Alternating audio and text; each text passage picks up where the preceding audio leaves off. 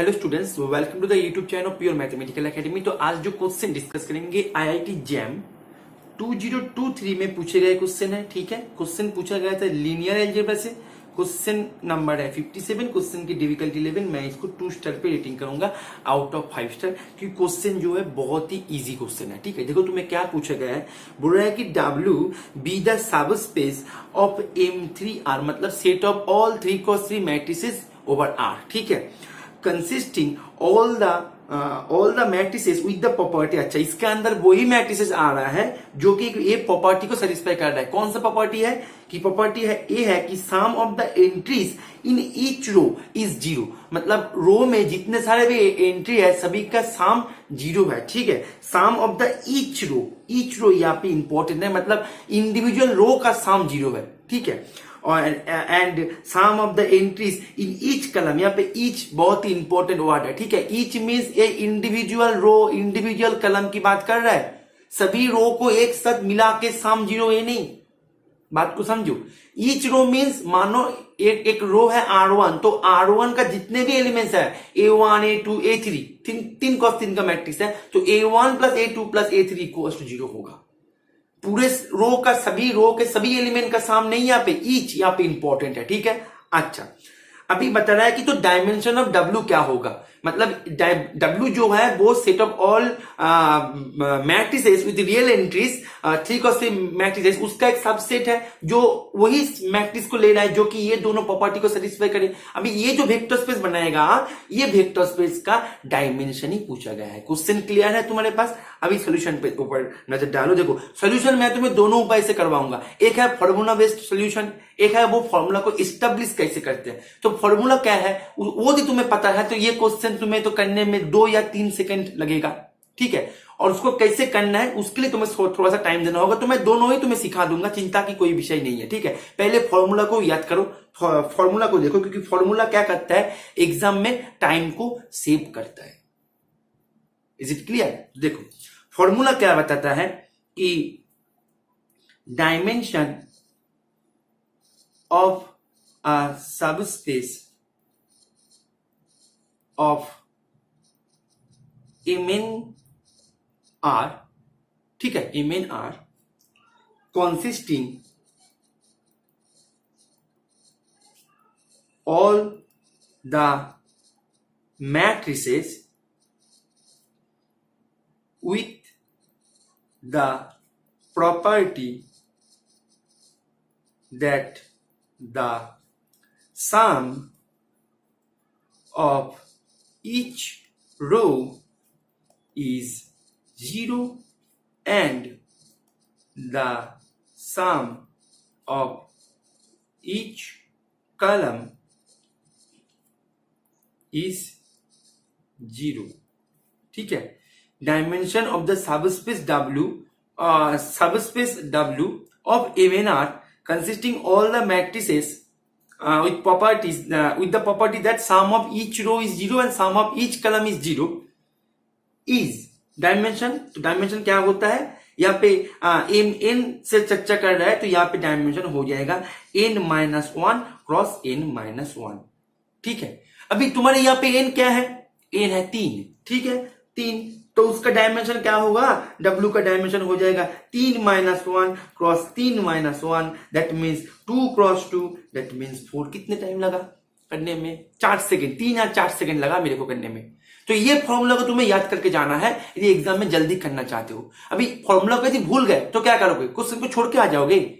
नहीं, क्वेश्चन को छोड़ना नहीं है, फॉर्मूला कैसे एस्टेब्लिश होते हैं वो भी तुम्हें जान के जाना होगा, ये भी नेसेसरी है। ठीक है, देखो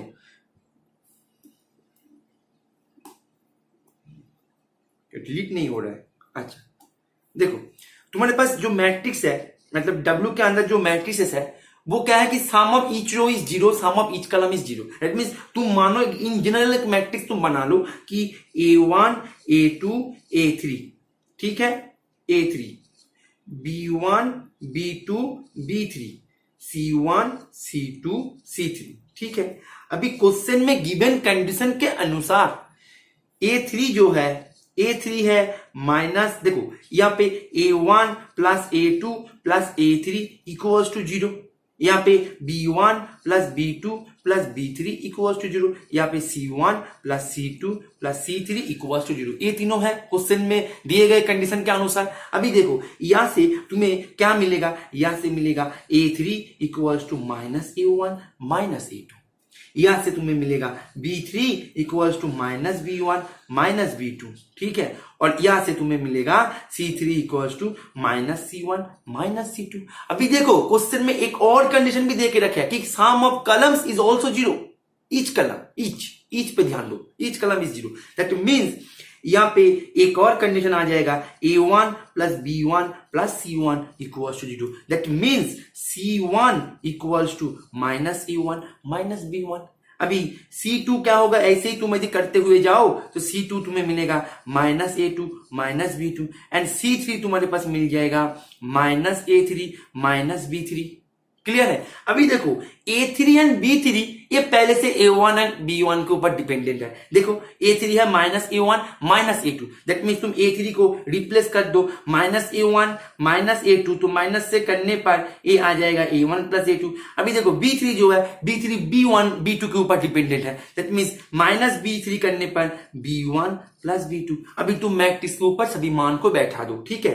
तो देखो A1 A2, A3 means minus A2 minus A1, ठीक है।